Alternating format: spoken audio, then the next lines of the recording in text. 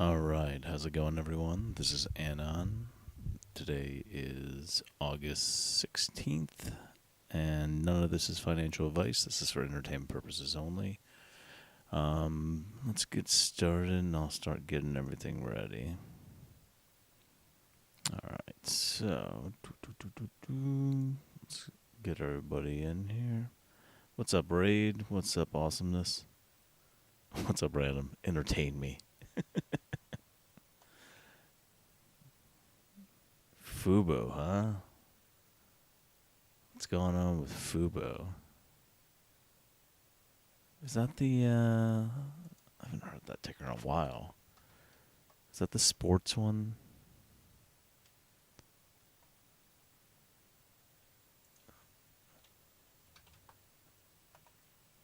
Yeah, that's the sports TV one, right? They had like a squeeze that happened a while ago and then it died off for a long time, and it's been coming back now in the last couple of weeks. Yeah.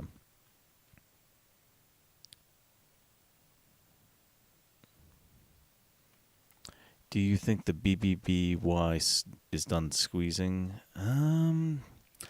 So the options chart is going to be very telling because obviously they had to hedge a bunch today, which is why it went up, but then it looked like they basically used probably short exempts and some other stuff to short it down. So let's take a look. I haven't really been doing this in a while, but let's go to FINRA and let's take a look at their short sale daily volume and see if we can get a good sense of what's going on with that stock, because it's obviously out today.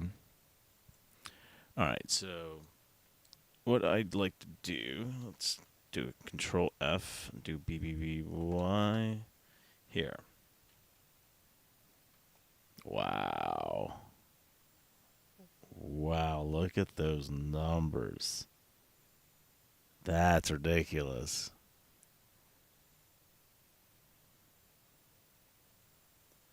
What is that? 3.8 million short exempts? Is that right? I have to go to the top to make sure I got that column right.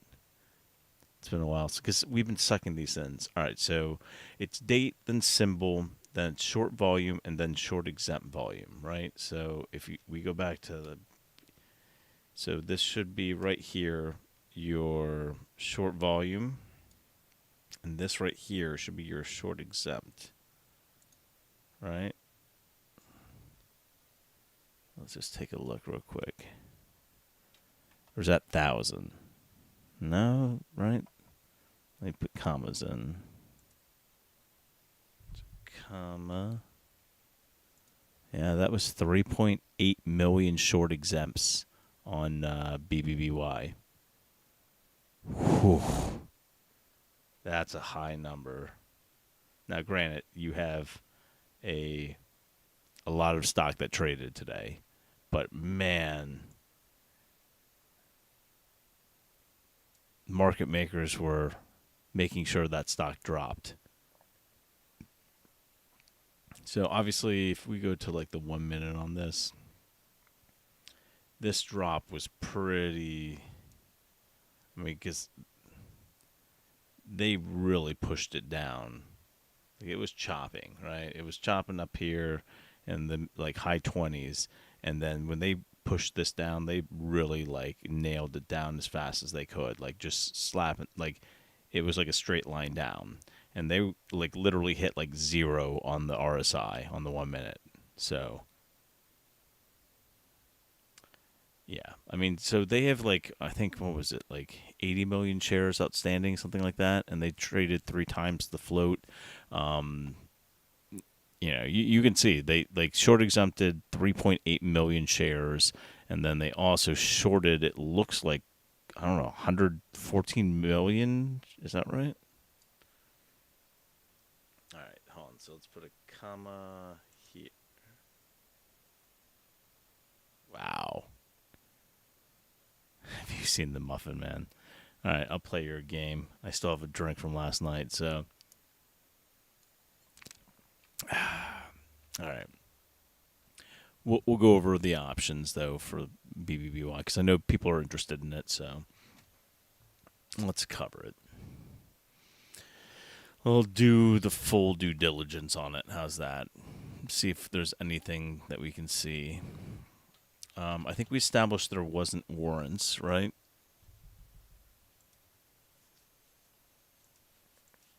I pulled up a filing, I think, last night. It's kind of hazy. No, it was fine. Let's see.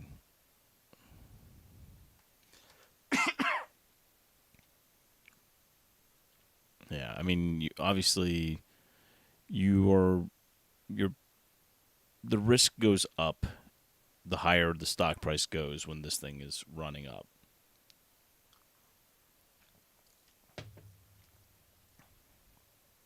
Yeah, I think we established there was no warrants on BBBY. So, that's a good thing. Now, let's see. I don't think they have any, like, notes convertible. Let's check that, too, because that would be something to see. All right, so let's publish 10Q. Let's see if they have any notes.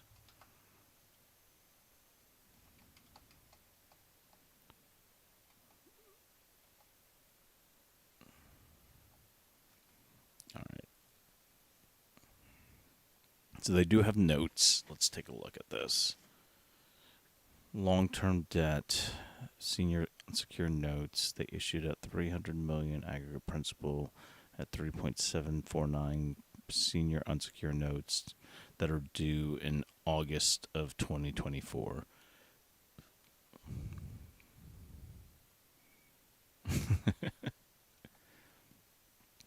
All right, so that's some debt there. Do they have notes convertible, though? That's the question.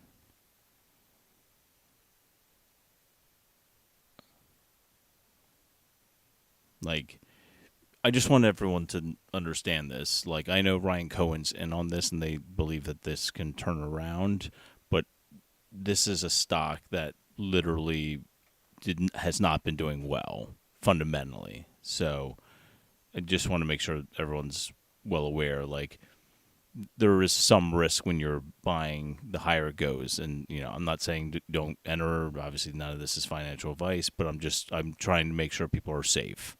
Because, obviously I had friends who bought shares of GameStop at like 500 pre-market on the 28th, and then it like crashed, and then, so.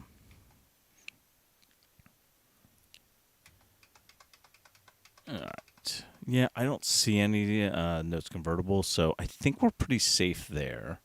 So that's a good thing. Let's take a look at Ortex today. Let's see what... Oops. Hold on. Go back. Go to BBBY.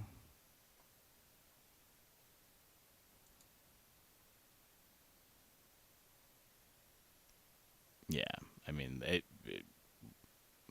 look at that. It almost rejected off the same place it rejected off last time, which is an interesting thing. So that's really going to be a key. So whatever line this is, we'll have to look it up on the chart.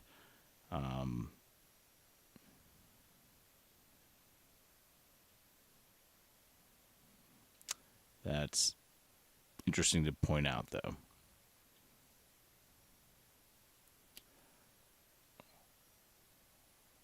What's going on here? What?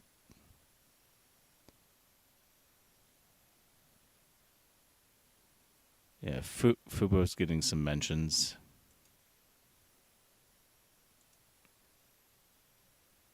Yeah, I'll cover Fubo. We can go over everything. One of the things I do want to check, though, whenever I see people obviously entering in,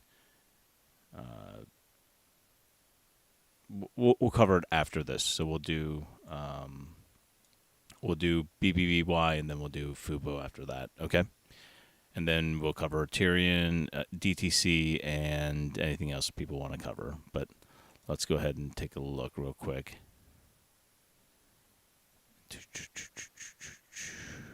Let's see. All right. so we're going to look at the shorts. Yeah, I think they... yeah, I think they had to add more... I think they shorted a lot today. Like, they're saying they only added another 1 million shares to the shorts position, but I mean, they shorted 100 and something million shares you saw on the FINRA document. So, not quite sure where they're getting that just 755K, but, you know, I think it might be higher than that. Anon sounds too sober. All right. Yeah. All right. So, yeah, I was going to say they... yeah, I showed you the FINRA document. Like, where is it at right now? It's one of these tabs. Not that. There it is. I see it. Get back here. Here we go. Yeah, so, like, if you take that number out, and we put some commas in here,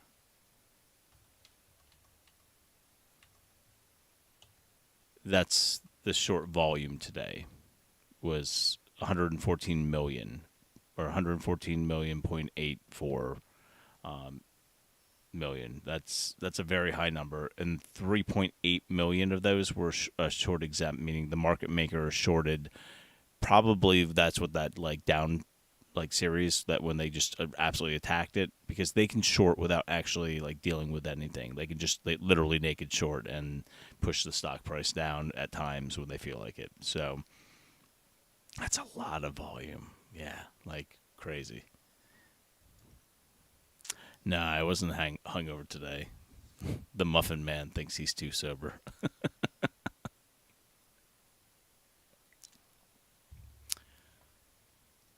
Just going to do myself a favor and not listen to that stream ever. All right.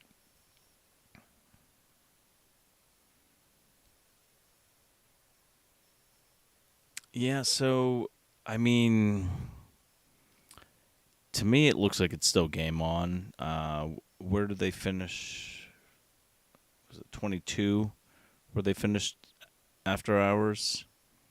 So we'll see what happens in the morning. If they gap up, then they're probably going to have to fill that gap at some point, but I don't think with the stock they even care about gaps, at this point. They're just kind of just going nuts, and they're going to have to cover where they can. Because I'm pretty sure there was a couple gap ups that never filled. Let me just see. There might have been a slight one there. It's hard to tell. It looks like it was close.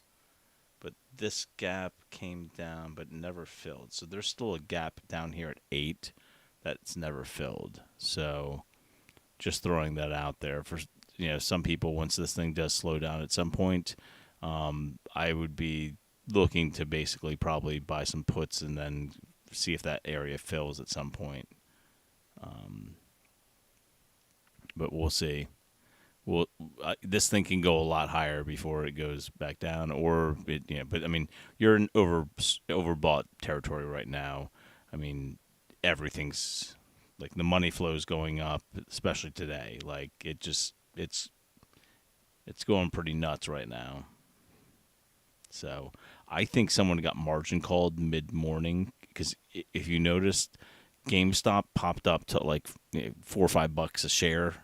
AMC ran, even ATER and DTC and a couple other tickers also ran at the same exact time. So I think some smaller hedge fund or some small family office probably got margin called. Probably be off of BBBY. That'd be my guess. So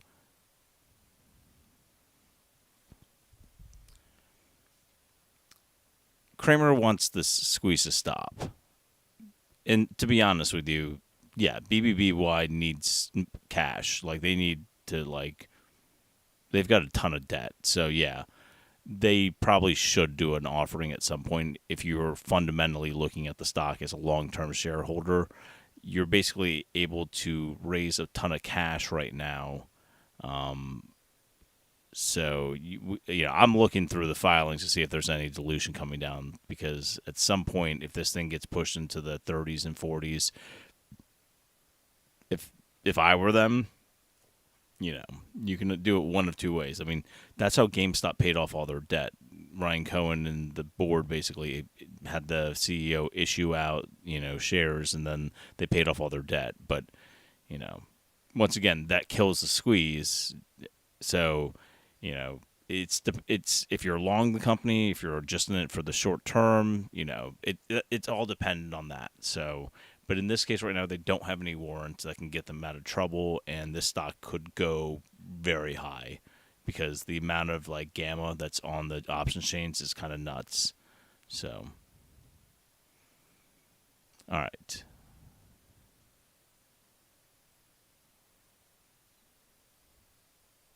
I'm just trying to catch up on the chat. Sorry. Yeah, so let me just pull up the options chain so we can take a look at BBBY, and then we'll move on to, was it FOBO? FOBO? Yeah. All right. But yeah, so no possible dilution at this moment. They could register something, but I didn't even see a shelf for them, so I don't know. They'd have to register it, with the SEC and do all those proper things. So, okay, we're pulling up.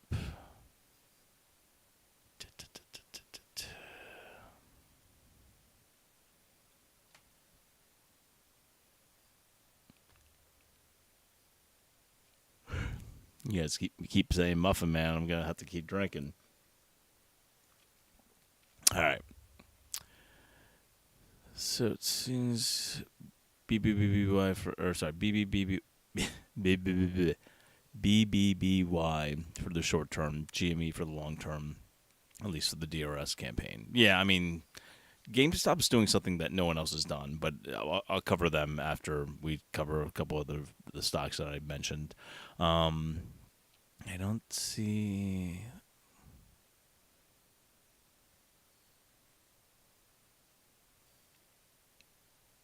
Pulling up the options chains. Here we go.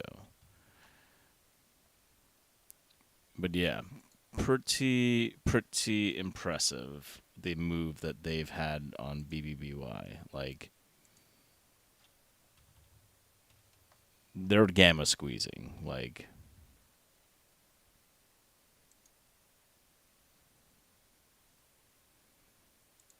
And it's going to make people nervous if it keeps going like this, because the more and more this catches on, they're trying desperately to keep people out of this thing. And I don't blame them, because, I mean, this can be turned into a really big mess really quickly for, the market makers, because I don't think they have enough shares. They never do.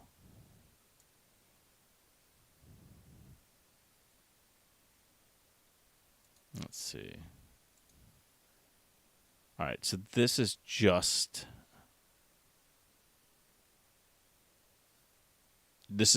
for Friday. But especially look at, am I able to draw on this? Hold on. Let me try this. Let me open it in Paint, because I can draw on it. Go back to my roots. Open with Paint, because I'm old school and I don't know how to do the newer stuff. Okay. I'm going to have to zoom in because nobody can see that. Okay. Can you guys see this?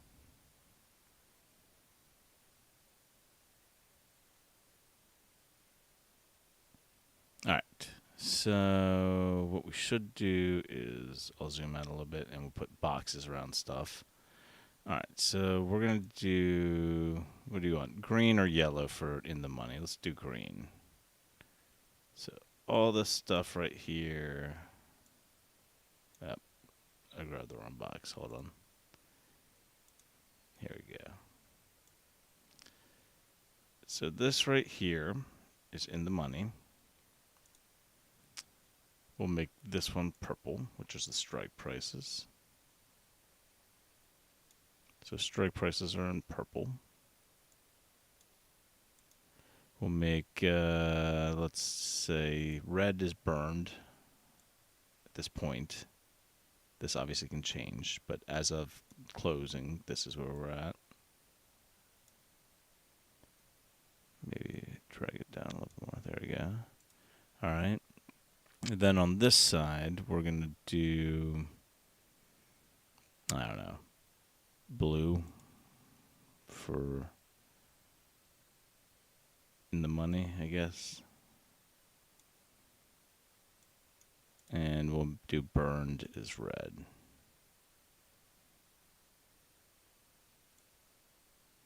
Okay. Oops. Shoot. Try it again. Okay. There we go. Now we can zoom in a little bit. Okay. So anyone that's new or hasn't seen me do this before, basically what this does is this is me reading an options chart. Obviously, we can't assume all of these things are going to be bullish, and we can't assume all of these things are bearish, but we could take a percentage and just kind of eye it up like that. So what we're doing right now is we're seeing the green stuff right here. These are all call options we're assuming that are either, let's pretend 70% of them are retails and other institutions in the money calls, right? So as a market maker, right, whenever these things are going to be in the money, the closer it gets to the expiry date, you're going to have these things get hedged, right? So they have to buy shares for these. This is where the gamma squeeze comes in, right? Because as these things go in the money and then it looks like they might stay in the money, you are going to have to start hedging, which means you have to buy more shares as a market maker, right?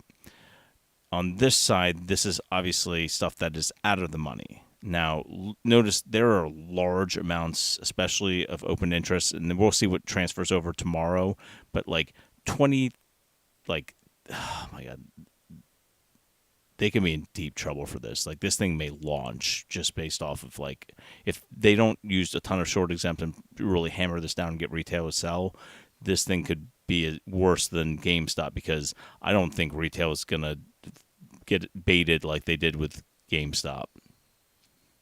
So just throwing this out there. I mean, we're only covering to 35. We're not even touching the stuff that's even higher than that at this point, even though we could.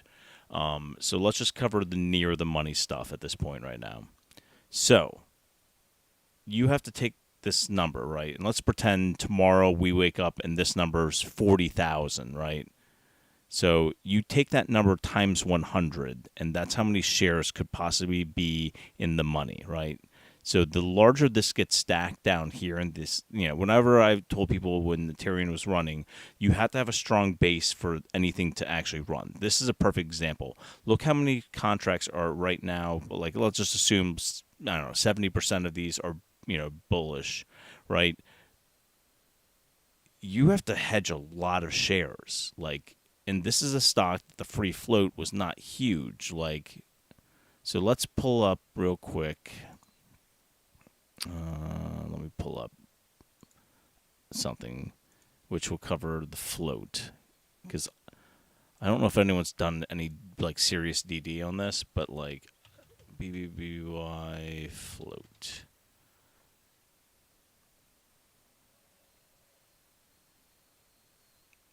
Like, I've not read a ton of actual DD on like the squeeze elements of, let's see.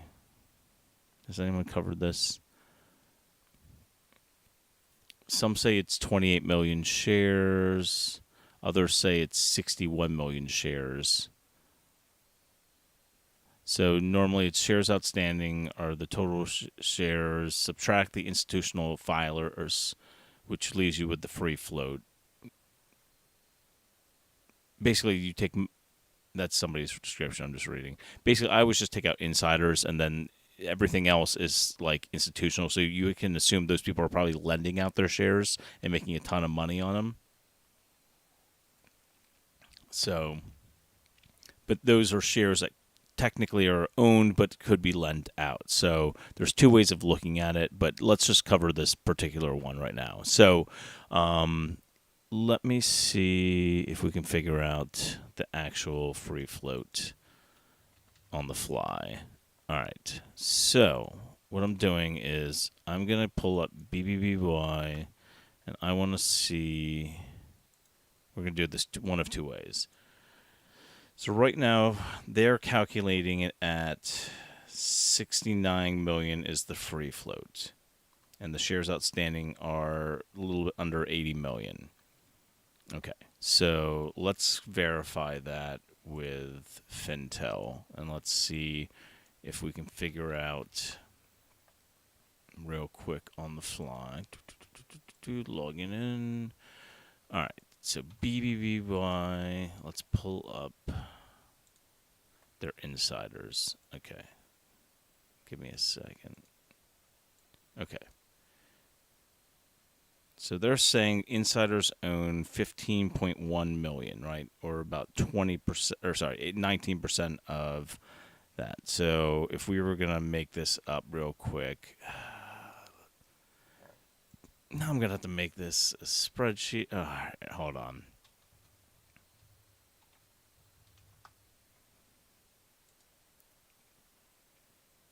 Go to Sheets.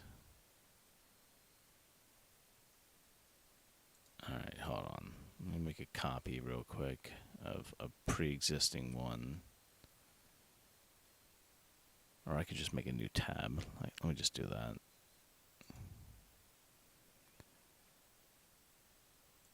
All right. So we'll bring it up here. So what we'll do is check if Kathy's been updating these, but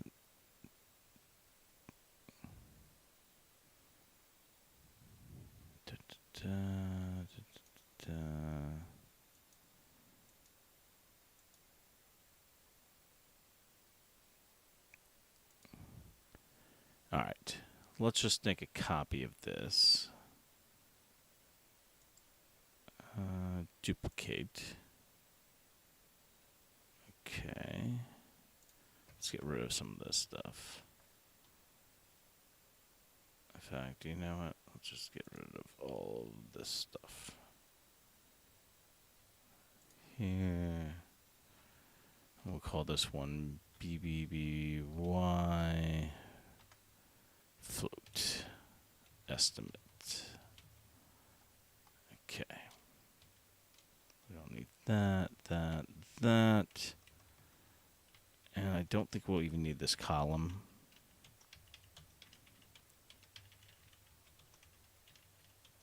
All right.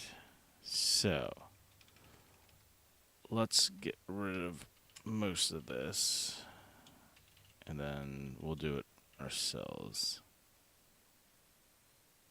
Okay. So first thing we did was we said how many shares are outstanding, and we said we'll get rid of this one too because we don't need it. 79,667,649, right? Okay. Then we have to get insider ownership. Let's assume Fintel's right, and we'll do this number here.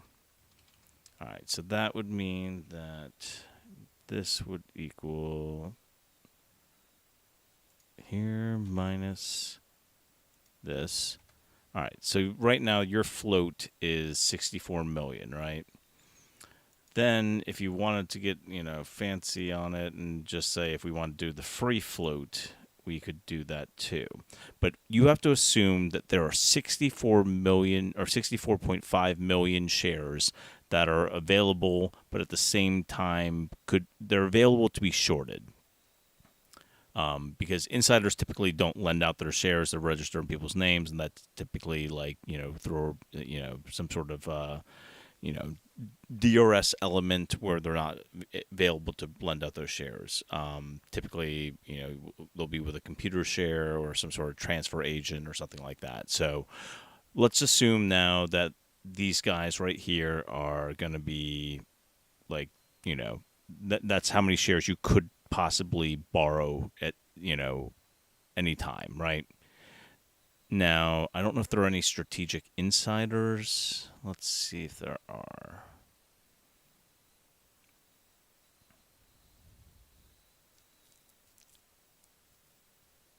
Man, it's hard to tell.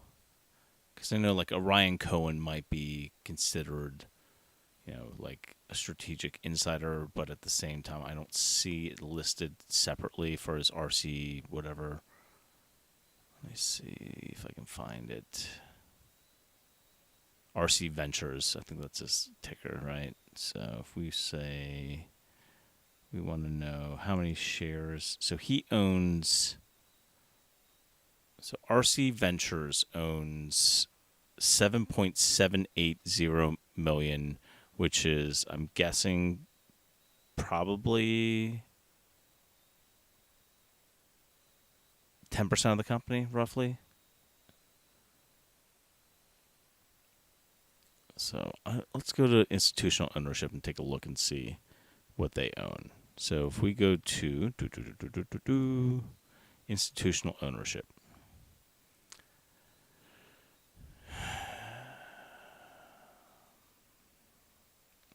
That's interesting. Okay, I'm going to bring this over so you guys can see.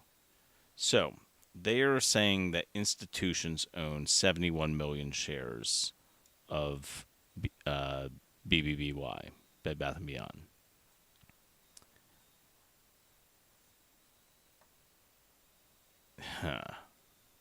Okay. Because obviously we saw that our float was only 64 million. And they're saying that institutions own 71 million as of the last filings. Well, that would be explaining why there's... Okay, so these are your 13 Ds and Gs, right?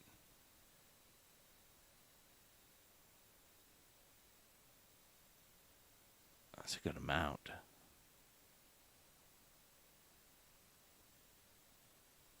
I mean, if we were to sort this out, BlackRock owns 12. This is a port, so you don't have to worry about those. FMR, Vanguard, Port, Jane Street, Susquehanna. Susquehanna's got a large put on them. We'll probably close those. Does it say what their price was? What their strike was on that? Shares change value, blah, blah, blah.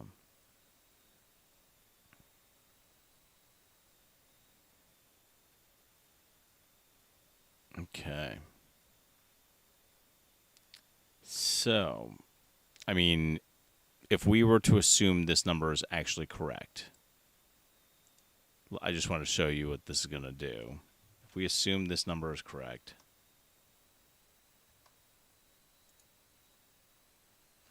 come on, don't look weird. What's the other fonts? Arial 10. This is 11. So we'll make it a 10 and make it bold. There we go. All right. So, I mean, sorry, I put it in the wrong spot. So cut it there, put it here. All right.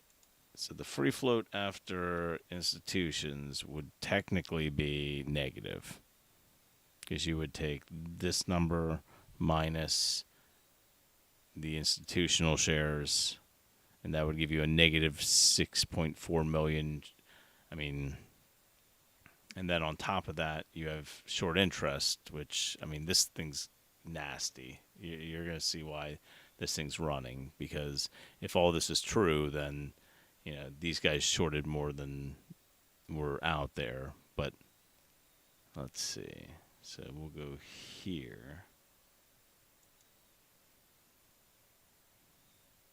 All right, so if we're assuming this is correct, that means 36.28 million shares were shorted. Whew, I mean, that's an estimate, but so, I mean, 36, what was it? 36.28 million. 36.28000.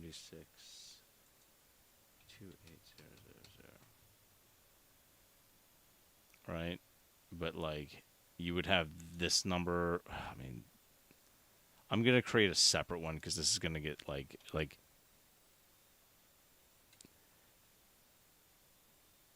probably, I'm going to even put probably wrong. Probably wrong.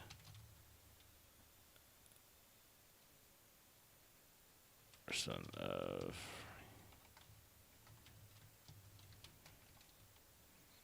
But you would technically do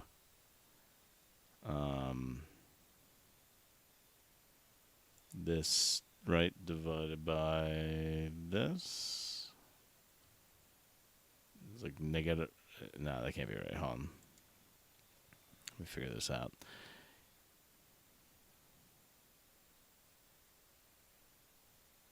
Would it be the other way around? It would be like equals this divided by this. No.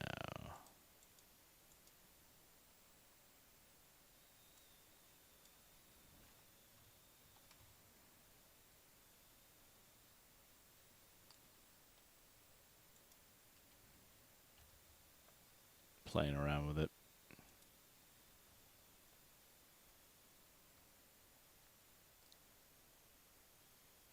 Why does it keep going here? Where's my mouse?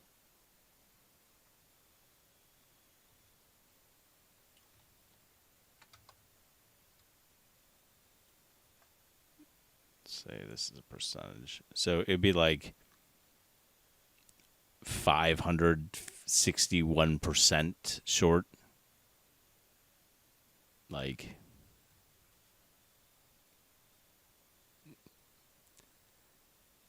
all right, so let's figure this out from a more probably practical standpoint.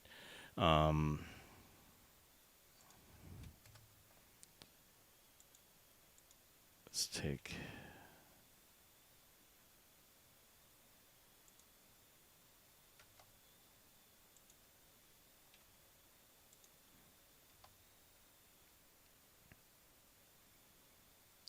All right, so the institutional ownership. Let's pretend there's some overlap. Let's just say there's 50 million. Need one more zero. Okay. So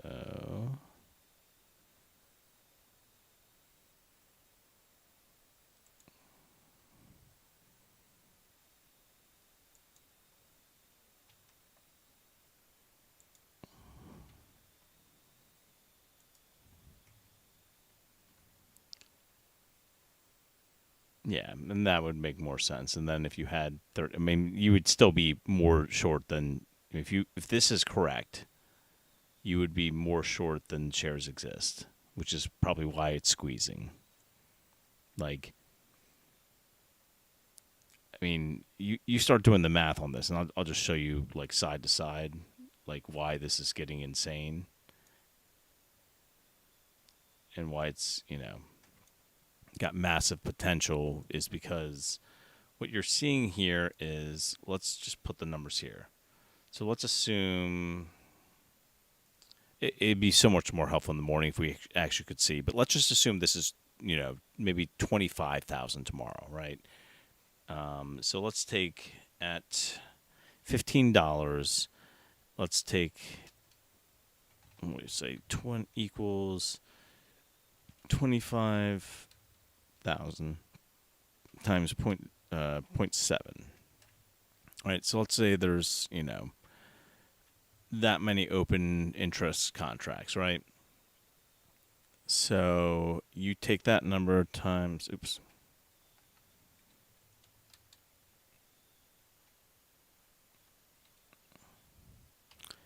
100, and it's like a million shares you owe, like 1.5 million shares that you would probably owe if they exercise their contracts. Now, most retail does not do that, but at the same time, if they did, you'd be looking at,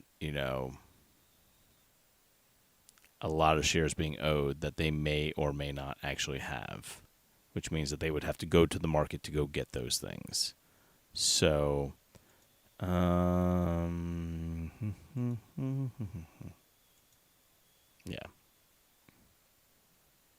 All right. I've been neglecting the chat. I'm sorry. I've been trying to work this through because somebody wanted to know. All right. Okay. If Anon paid his mods better. All right. Here. You guys will just do it right now, right? Let's go and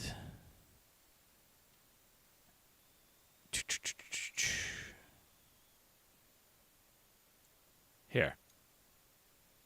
So right there, that's what I'm bringing in. That's all the big money I get from YouTube. 43.95. I got to split it up with like 20 mods. So, I hope everyone's ready for the big payday. All right. Getting back to this. I told you guys I'd always be transparent. Like, I don't make any money off YouTube. And all the money that came through the Patreon, it already got spent on buying like Morningstar, all these different things to help out the community. So I'm actually negative. Because a lot of people withdrew their Patreon stuff, so I ended up actually in the hole. But that's fine. Like, it doesn't matter to me. This is mainly just to educate and help people. And I know it hasn't been perfect, and I wish everyone made tons of money, but like,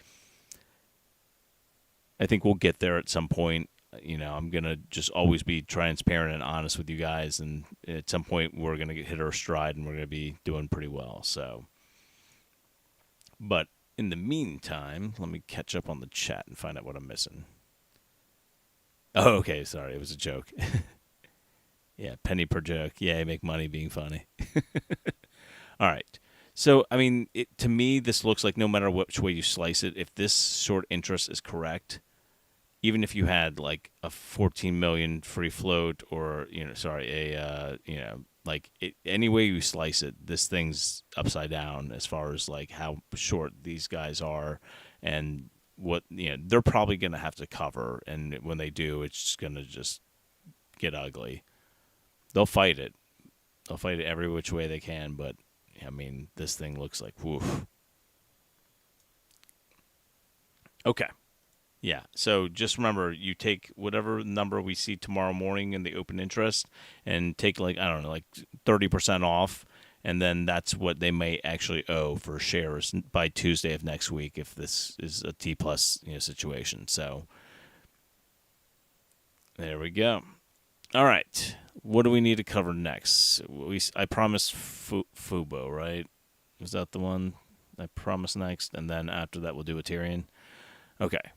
Sorry, that one took longer because I've never actually done the free float calculations. And I'm not going to do that on Fubo. I just want to see if there's any landmines for you guys. Let's take a look at it. Okay. So I remember this ticker because months ago it ran and then it got like pushed down. And I have to remember why it got pushed down, but let's try to... Is it FUBO? Yeah, okay. Okay. So they had earnings here. It started moving up on earnings. Chopped around here.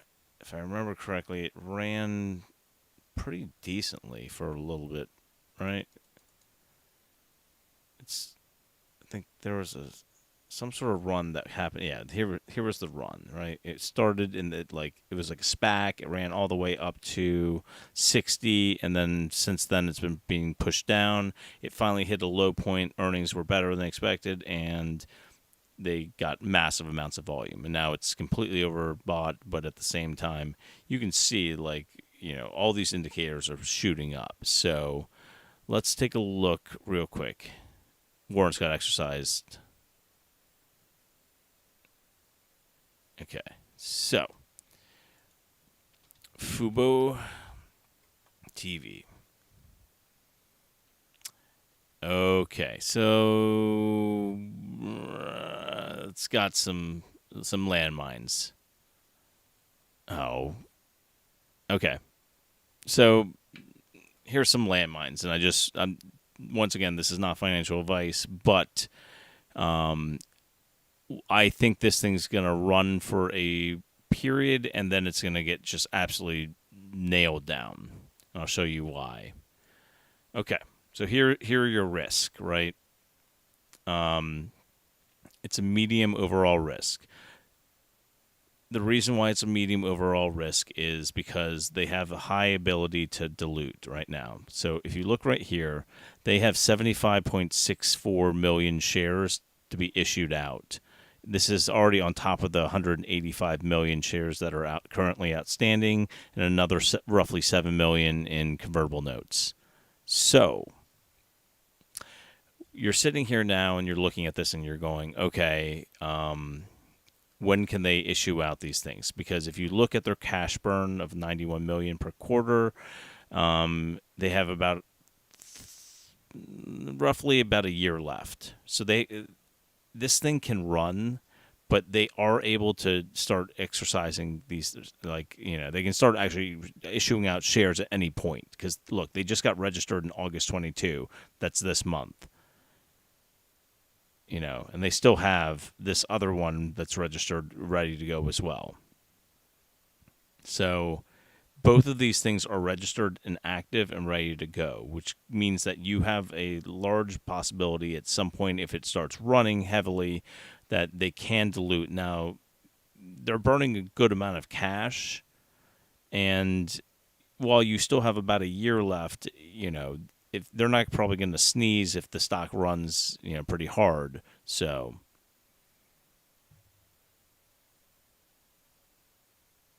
yeah, I mean, they have the ability. If I remember correctly, they were winning contracts with some major sports things, and so. I mean, I'm not saying this is a bad play. What I'm saying is you just have to be careful. I want people to be very aware that they have the ability to dilute at any time. So, because it's an ATM, they can slowly do it to slow down things, or just to try to, keep it. A lot of times what they do is they try to let it push up, and then they'll issue their shares into the buying pressure. So Fubo's not a no-go because I think it can move, but you just have to be aware. So they still have enough cash to last basically 10 months, 11 months, just call it a year. Got enough cash to last a year based off the burn rate they are going through right now. But they do have some dilution on the table. So there you go. Yeah, I mean, if you want to enter a position into this, I would just, I know people hate stop losses, but I would just take a look at where the chart is, where, you have to factor in all this stuff. And so if we take a look real quick, is there any gaps on it? Doesn't look like they left any gaps. Well, no, they filled it right here. So I don't see any, super red flags on the TA side. It is slightly overbought. I would probably see, hopefully, at some point if they do pull back. But let's see what the short interest looks real quick. Okay. So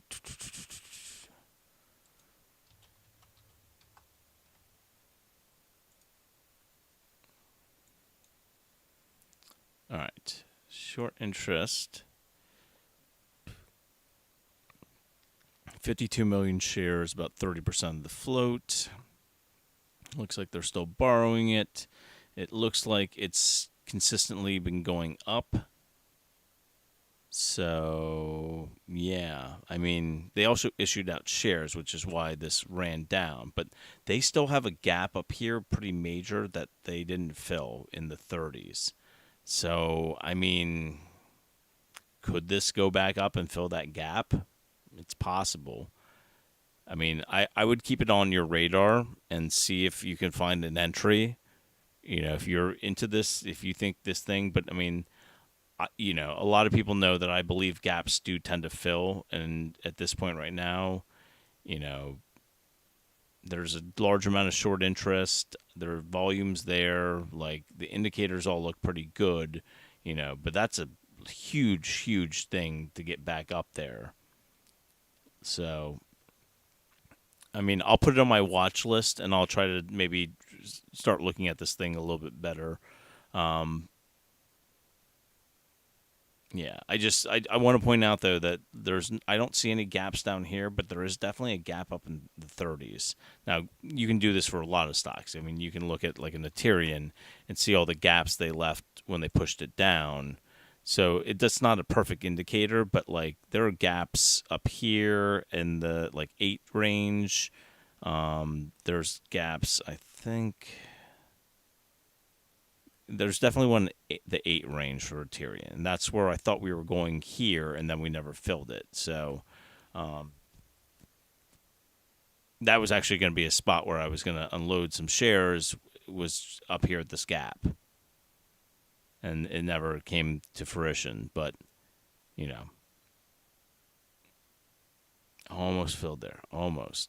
But yeah, anyway, but yeah, so I'll keep an eye on this stock, and I'll try to basically work it out, the float and everything, maybe some other time. But yeah, I mean, it looks on the surface like decent. It looks like it's got an opportunity right now. It's just a little hot, so I'd like to see it calm down a little bit, consolidate, and maybe take the next leg at that point. But there you go.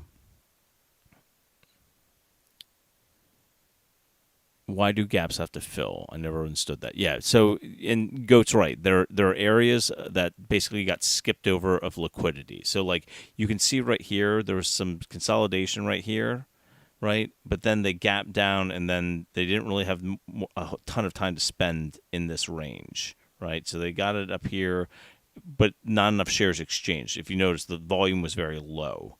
So that's an area that at some point will probably, the algo will want to get back up there to kind of complete that, you know. So, all right. So yeah, there are some, you know, just keep in the back of the mind though, like they have an active ATM. They have 2 active ATMs and the notes convertible. So like these are things that can push the price back down on Fubo. So there you go. Proceed with caution. There you go. Yeah, if you can like and subscribe, that'd be great. I know we have some people in here that are probably new. But yeah. All right. We said Ethereum, right? So Ethereum had a decent day. We'll go over here. Let's take a look. I know somebody gave him like a $5 price target, so that was an upgrade for them. Oh, sorry. Looks to me like shorts tried shorting today. We can take a look at today's Fintel volume. Let's go to ATER. Yeah, so it looks like they shorted a good chunk. It was about 1.3 million. Is that right? Or is that? Yeah, 1.3 million roughly. And we traded about, what, 3-something million today? So.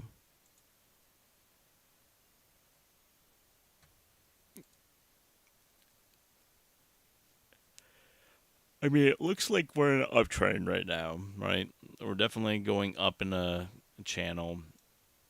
We'll get this over and say Ethereum. Lots of little notes. It was 5 million traded. Yeah. They don't always record on Fintel, and I actually call them to find out why this is. And they told me it's because sometimes not all the legs of the transactions complete, and so they're not included in their numbers. I still am confused by this. I asked for clarification. I didn't get it, but maybe if I pester the Fintel woman again, I might be able to get some information or more. But yeah, there's always this number right here. Whenever you look at it, it's nowhere near where you. I shouldn't say nowhere. There's usually about like a couple million, depending on how much volume you do in a day. Different than what we report on brokerages and like Yahoo Finance when we look up the volume. So, hold on 2 seconds.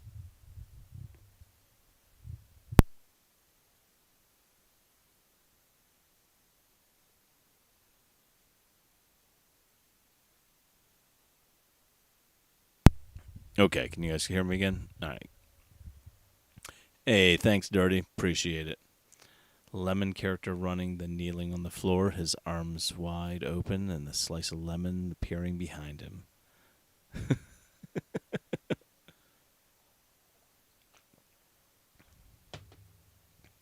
And on You're Married, let me pester the Fintel woman. Yeah, I mean, if you want to, it took me forever to get somebody to actually talk to me from FINRA. Like,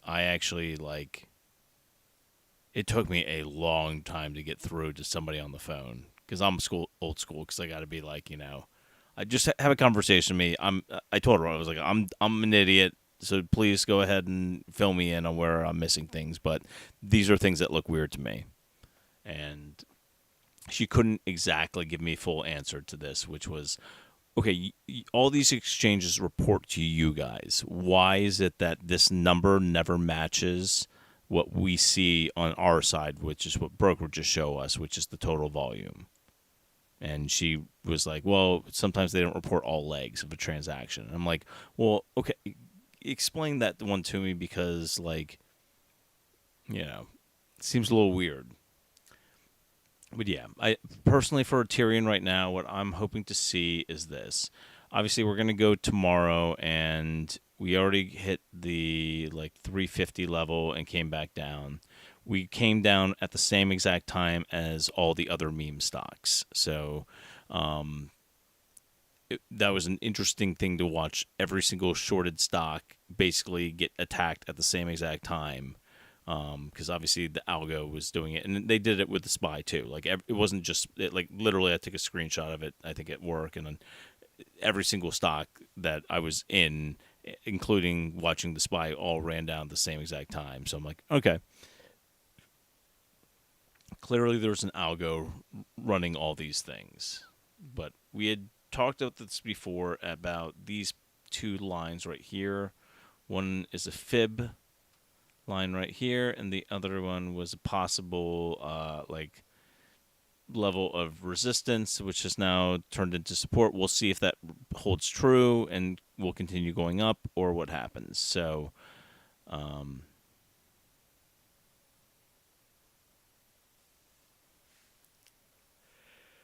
yeah, and I saw that Tyrion's options chain was getting a little more full. So that's always a positive sign. So let's pull up that real quick. And I told you guys my theory was basically that I think they're starting to push Ethereum up because they're going to want to have it higher when they're able to unlock those warrants. So yeah, 324 was critical for this week. Yeah, and it is, and he's correct on that because if you look here, it's a fib line and it's an area of support or resistance, depending. So it's an important number there. So there's that one. The staff does the reporting. It's like a telegraph machine. BBBY. All right.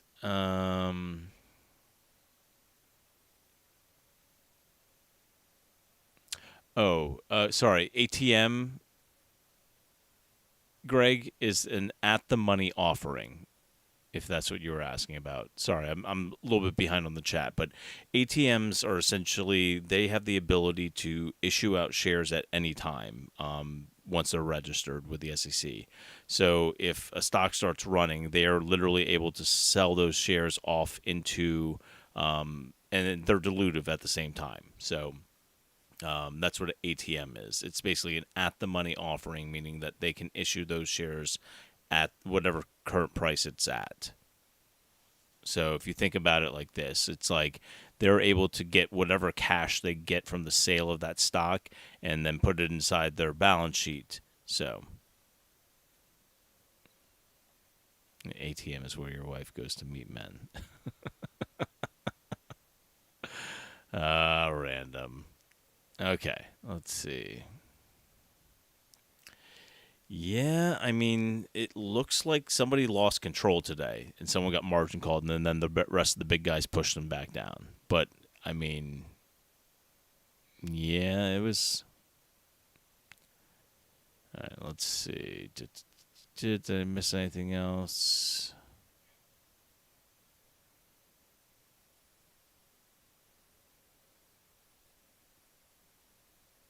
All right, Muffin Man.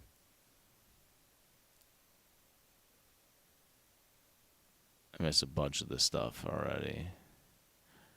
Did someone answer the Rajan's question about the warrants? Warrants are able to be unlocked, I think, at like September 4th or 6th or something like that for Tyrion. But I was going to say they have until 2026. But my guess would be they'd probably exercise them earlier. Did I miss anything else?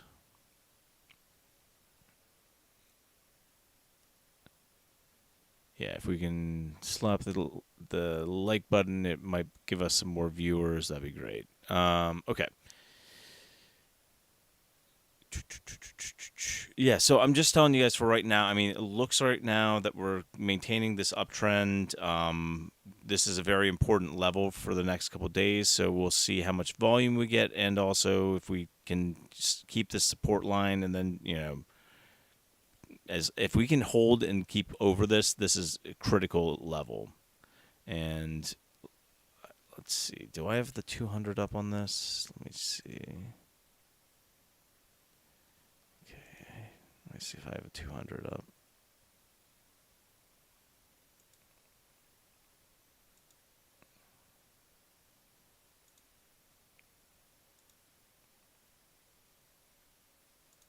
All right, let me zoom out because the 200's probably, yeah, there it is. So right here, this is the 200 moving average, this dark blue line up here that we're getting close to. If this pops up and over this thing, that's a very bullish sign, and it actually rejected the last time we ran up. So the last time we ran up, it hit this 200 up here, and it rejected. It broke through at one point and then rejected off and came back down. So this will be a very big test between this fib line / this 200 moving average. Because as this thing gets down, it gets lower, this would be a sign of a bullish reversal. And, so.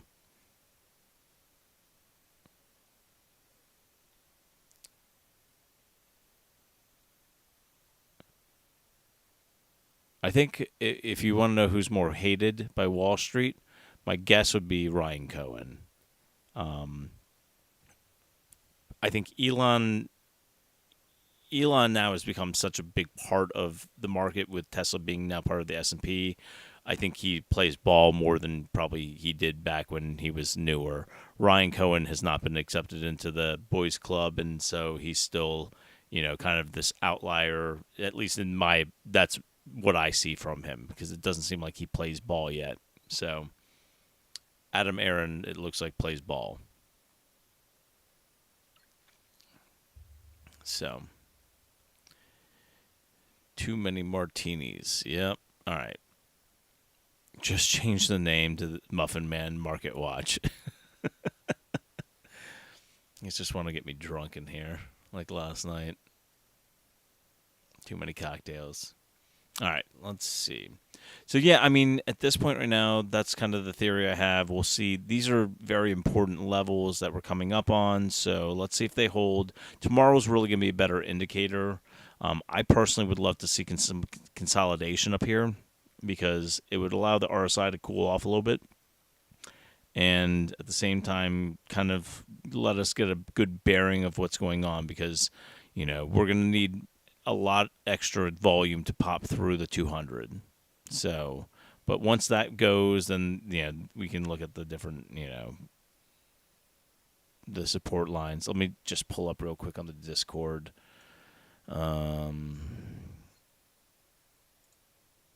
let me pull up issue bot commands. So it looks like the first resistance point would be 350, 354. Let's see if that adds up. 354. Let's add a drawing. Let's add a price line. Oh, come on. I messed it up.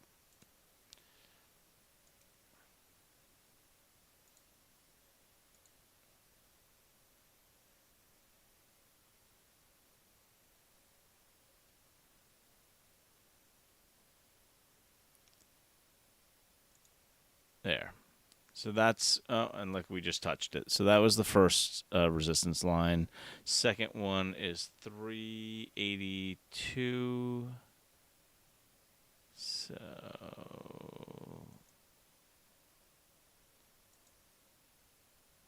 let's add another one at 382.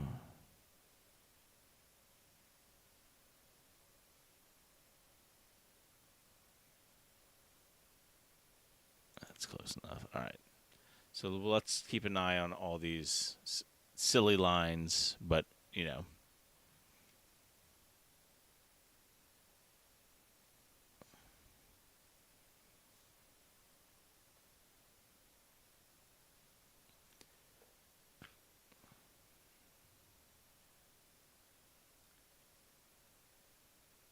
yeah, D'Angelo, if you go back to the earlier, I think BBBY was the first one I covered. So if you want to go back in the stream, you're able to do that and take a look.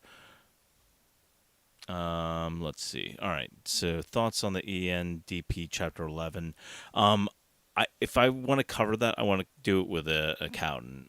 We've got a couple accountants that are in the group, so I think what we can do, if you're part of the Discord, we have a free Discord community that most of the people in here are part of the Discord community. We're small, but like we have a good time in there, and a lot of laughing. So I'll give you guys a link to this if you're new. It's free. Like it's one of the few people that does not charge. We've got I don't know, like how many people do we have in there now? I don't know, like 3,700. So here. So there's a link to the free Discord. If you are not part of it, you're more than welcome to join us. Come hang out, introduce yourselves to people. There's a lot of people hanging out inside the main trade room, or if you're part of Ethereum, there's a lot of people in there too, in that particular Ethereum chat. But obviously, it's only Ethereum there. But the main trade floor is getting more, more people in there nowadays talking about day trading and stuff like that. Let me see. So yeah, let's take a look at what happens the next couple of days on Ethereum, and then we'll go from there.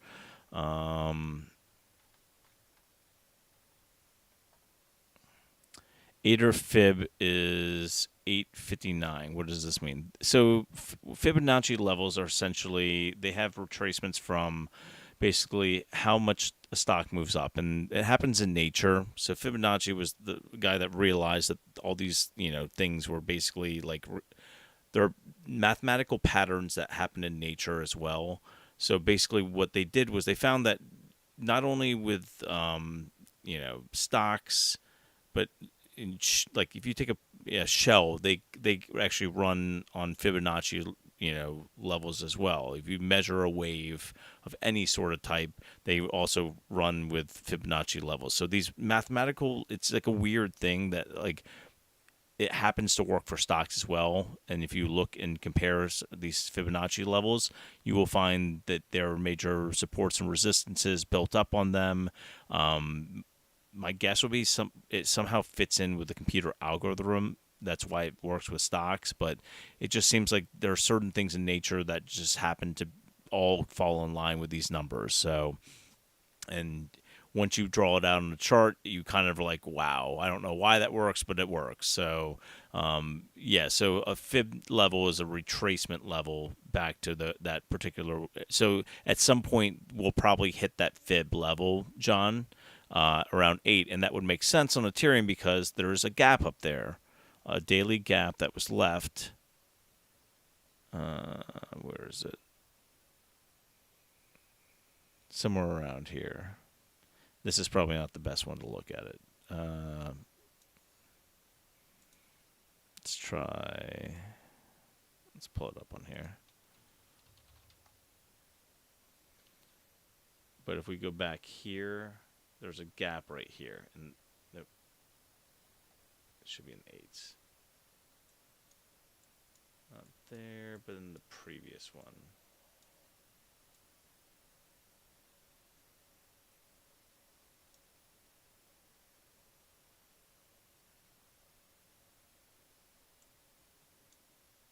Somewhere here in the 8s, there was a gap that was left and never filled. I think it's like probably right here. So it was 859. Let's see what this gap is. The gap is around roughly 854. So, I mean, yeah, like weird, right? The fib level is 859, and there's a gap there on Ethereum. So at some point that will likely fill. You know, like I think I told you guys before, I really thought that that was going to fill on this run. We only got to 720 before it got shorted down, and it looks like Armistice basically sold their entire position up at the top, and that's why it got nailed down. It was because Armistice at the time was the largest shareholder, and they unloaded their entire position that they got because they had more warrants that they knew they were going to get, and they had to stay below a certain percentage to remain, you know, I guess, under the 10% mark. So they got issued their shares down here. They unloaded them up here for profit, and then the stock drifted because retail, you know, lost interest, and the market was bleeding. But if you look at these things, you'll see that this will probably end up filling this gap that they left here on the daily. So, okay. It's getting late. Armistice will do it again, and they can. I mean, that's a definite possibility, but at the same time, they have to push the stock back up to do it. So, either way, if you are looking and you know this information, you know that there's going to be probably another run. So, I blame Redbox still. What do you blame Redbox about, Jake?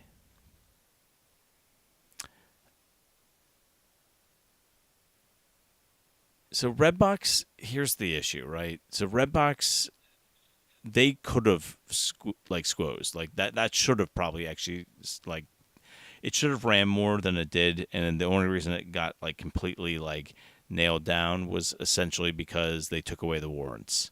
It's not the warrants. Sorry, they took away the options chain, and once they did that, it absolutely killed the squeeze because it removed the gamma component. So Redbox was pretty shady. Yeah, I mean that's the honest truth. Was like Redbox. Okay, sorry, you were saying Redbox ran at the same time as ATER, and everyone jumped in there and then got like crushed when It's a shame. Like that gamma ramp that we had was insane. Like we had a gamma ramp up to like $20 a share, and it got completely like just unused. I'd lost a ton of money in options on that. All right, so I don't want us to gap up anywhere here. To me, gapping up at this point right now would be unhealthy, so I'm hoping we just stay in the steady climb. We don't have any massive runs on Ethereum. That's my hope.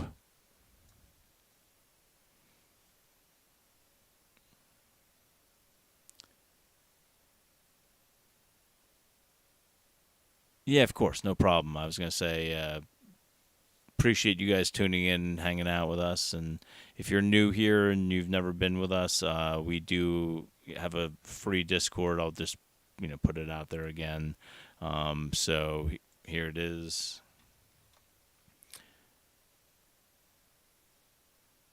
Okay, I'm trying to catch up on these. All right, so let's pull up. You guys want to check Rev? So Rev's a little bit interesting because Rev, I did talk to the accountants about this particular one, and I can bring over the notes that we were talking about.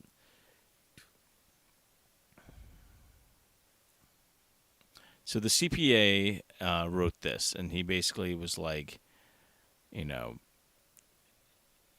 you're filing for Chapter 11, it allows you to restructure, but at the same time, there are some things like shareholders usually, and this is what he wrote as a CPA. Shareholders rarely come out on top holding through bankruptcy proceedings. One of the first things that major exchanges will do will be delist the stock. In fact, this process may be underway for Rev. And he actually cited a delisting thing here. So it looks like we can contact them and see, but you see right here, they're proceeding to delist the Class A shares of Rev. Now, that's not usually a good thing, right? So he said now that once the proceedings go, the only goal of its only goal is to convince its creditors that they can turn the ship around and get value back to the creditors. This usually comes at the expense of shareholders. If you take a look at GM's Chapter 11 in 2009, what ultimately happened there was the new legal entity was formed that purchased all the valuable assets of GM and then assumed relative debt, and much of GM's old debt was wiped out by creditors by being basically given shares of the new entity. The real catch, though, was the old GM entity did not receive any new shares in the new entity. Their holdings basically got turned into Motors liquidations along those lines, and they were ultimately worthless. Long story short, the old shareholders were basically wiped out with their equity and then replaced with new ones for the only the GM creditors. So in that example, basically retail got screwed, and the creditors, the ones that lent them the money and allowed them to reset that, so that's the only problem with all this is with Rev, is it depends on what's going to go on with the bankruptcy proceedings. They look great on paper. I saw I have some shares, and I have some, I guess, leaps on them, but they could get, destroyed. There's also news about a bailout loan for Rev, depending on how that turns out. That would be them trying to avoid Chapter 11, but that would be a longer term conversation. There's a lot of variables at play, is what he said. So to me, there's a little bit of risk on Rev. And so, and that's coming from a CPA, and that's, I think, better information that I probably could have given. So, it all depends on what's going to go on with this, So, but they are in the process of delisting the stock, which kind of falls in line with what he was saying, which is, usually shareholders don't come out on the on the good side of Chapter 11's proceedings. So,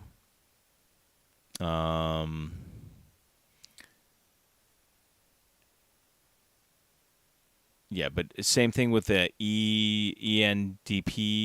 Whoever was asking about that, I'd like to ask the accountants in that room, the war room, to kind of take a look at that, because with these Chapter 11 things, they get really sticky. So I don't want to give anyone bad information on that. I think it's important that we try to do our best to kind of get the point across that these are high risk plays if you're doing these things. So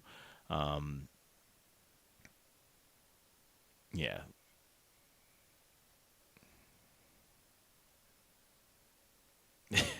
The Muffin Man.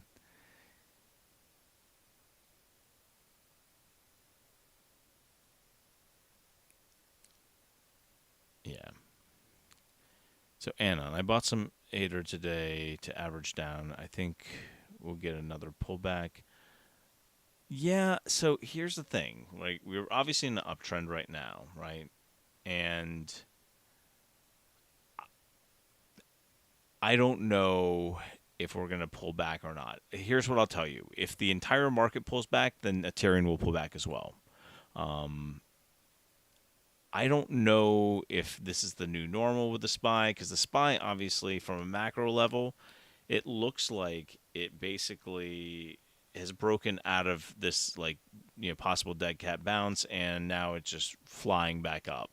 So, I mean, it's doing it on low volume, which makes me a little bit nervous. And to me, I don't trust this, but at the same time, I mean, it's getting overbought on the RSI. There's a lot of stuff going on with this thing, but I think it was mainly just to burn out all the puts. And, as soon as people get really comfortable with going long, I think they're going to push it back down. That's just my personal opinion. But in the meantime, as long as this thing keeps going up, Ethereum's going to probably go with it, along with a lot of other stocks. And I don't know if they're doing this because they're trying to basically squeeze out some short positions that are short the SPY, or if, for example, they are I'm tired. Sorry. Had a train of thought going. Yeah, it's hard to tell right now. So I can't predict that on Ethereum if there's going to be a pullback. My guess will be at some point you'll get a pullback, but I just don't know how deep it's going to be at this point, because what I'd like to see is consolidation in this area. Let the RSI cool off a little bit. That's just my thing, but yeah, I think we're going to track the SPY and some of these other memes in the meantime and see what happens.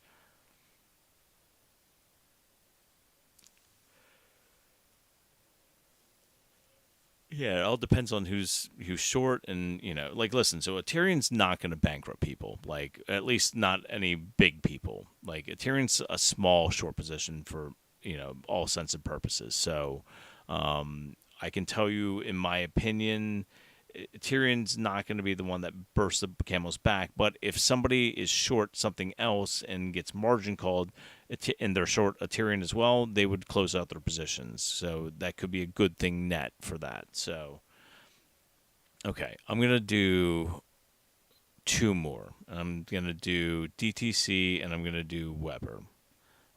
But just be careful of REV because the Chapter 11. But the chart looks phenomenal, or the short position looks phenomenal on that one. If you're looking at it from a squeeze perspective, it's one of the higher ones up there. All right, DTC. I obviously wrote a DD on this. I don't know if you guys saw it. If you haven't seen it, I'll provide the link to it. I covered, I think, the majority of the stuff that I thought was important. Here. It didn't get a whole lot of, response. I mean, I've seen some people commenting on it, but I think that's fine. I mainly wrote it just because I saw a lot of misinformation. Oops. I thought I hit copy. Sorry. That's weird. Why is that up there? Reddit. Copy. Try that again. All right. So there is the DD for DTC. If you haven't followed me on Reddit, I do write some DD on there sometimes. So if you click on that, it will give you a better perspective on my thoughts on it, because obviously I can only do so much talking about it. But with DTC, what I think is going to happen is I think they're accumulating in this range right here. I think they want to accumulate their shares here. So this was the earnings, right? It ran all the way up to 7 and then got pushed down. It gapped up, which I called out that was not a good thing, that it was gapping up. It filled the gap that day, and then it's been pushing down. Today, though, we finally saw some buying. It hit down at till I think it was like 520 something, or maybe it was even lower.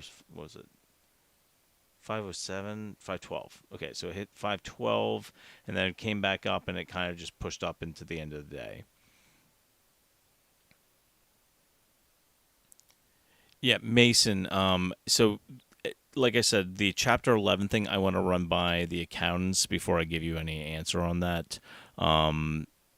Chapter 11 ones get really messy, so I don't want to put out information that's not, completely accurate. We have a CPA that is part of our group, and I like to hear his thoughts on that before I would give anyone else. But I can tell you from a short perspective for that particular ticker, if I remember correctly, they need to basically get the stock price up to not delist.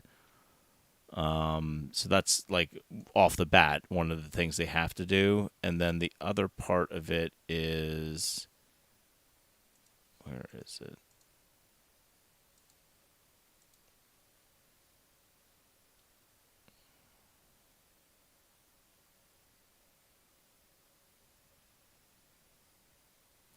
Yeah, it's just I don't know. Like that one, I know a bunch of people were looking at that, but to me, the share price is obviously low. It's like a penny stock, and ENDP.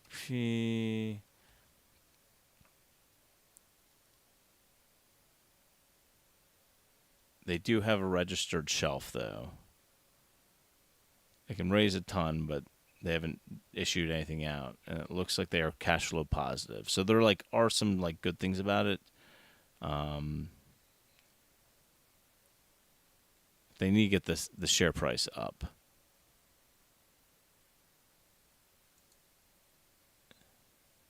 But large float, so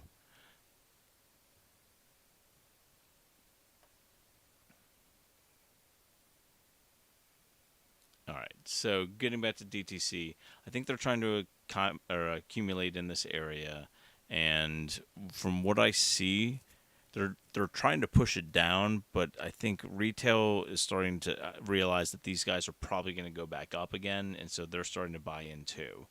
And it doesn't take a whole lot of liquidity to move this thing, so.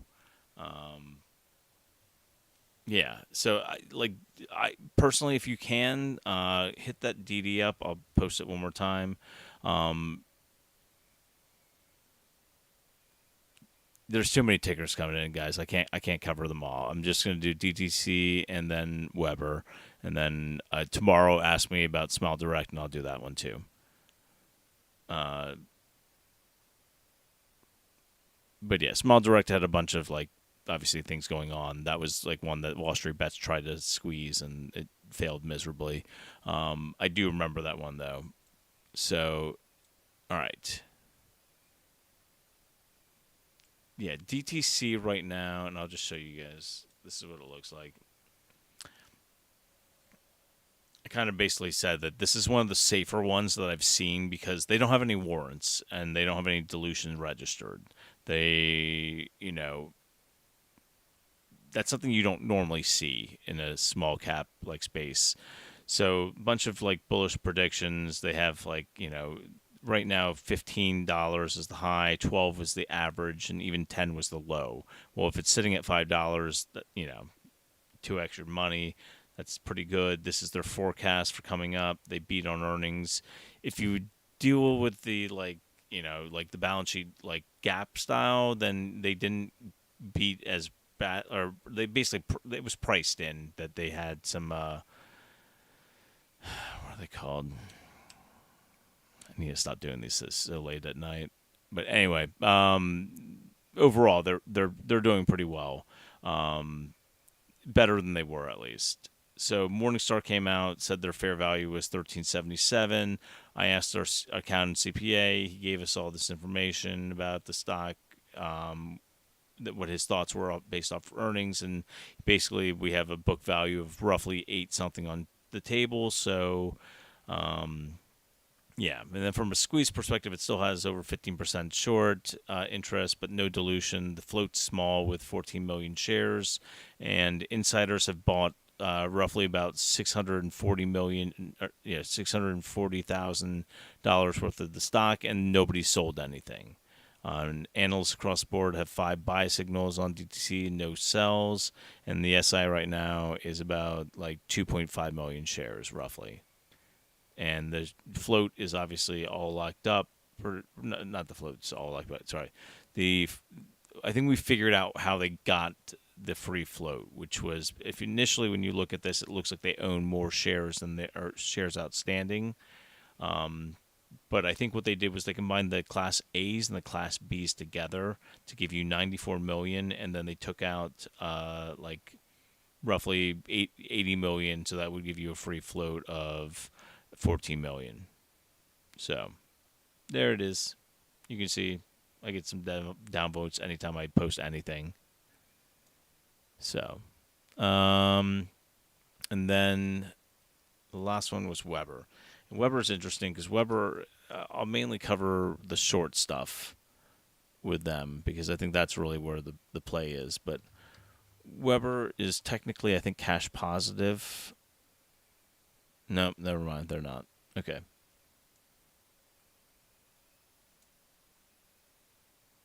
So WEBR right here doesn't have any dilution filings right now. But they are running low on cash. So they're going to need to figure out a way of raising some cash. So we could see some dilution come down the pipeline, but at this point right now, they haven't registered anything yet. So I think it may run up until you see them register, and then if they do register, then we have to watch out. But WEBR to me looks like a pretty solid, like there's 35% short interest against this thing, and they're doing that because obviously, the cash, but they do have lenders that are willing to lend to them, and they can, issue out shares if they need to. They just haven't done it yet, but they may get in that spot where they're like, okay, we need some cash. Let's just go ahead and issue out some more shares because the float's pretty small. You see, like the float's pretty small. So there you go. All right. I'm tired, guys. I'm sorry. I know we have a lot of people asking about different tickers, but ask me tomorrow. I'm on here pretty much every night. If you're new to the place, thanks for coming and hanging out. I'll try to answer as many questions as I can. And if you can like and subscribe the video, that'd be great. Obviously, we'll get my $40. Hopefully, maybe we'll make $50 next month.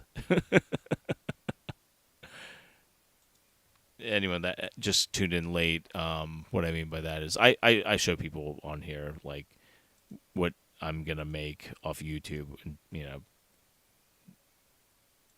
like at this point right now, it's anticipated I'll make $43, and I spend usually 2 to 3 hours a night streaming. So roughly, when it breaks down, I make about $1 an hour. So, but some of you guys have thrown some tips in there, so you guys are messing up my algorithm now. So I might actually make like $1.15 or $1.20. So. But appreciate that, Dirty. I appreciate the little tip there. And you guys have a wonderful evening. And I'll be here on tomorrow, and we can kind of cover more stocks and get everything down. So, all right. You guys take it easy. Night.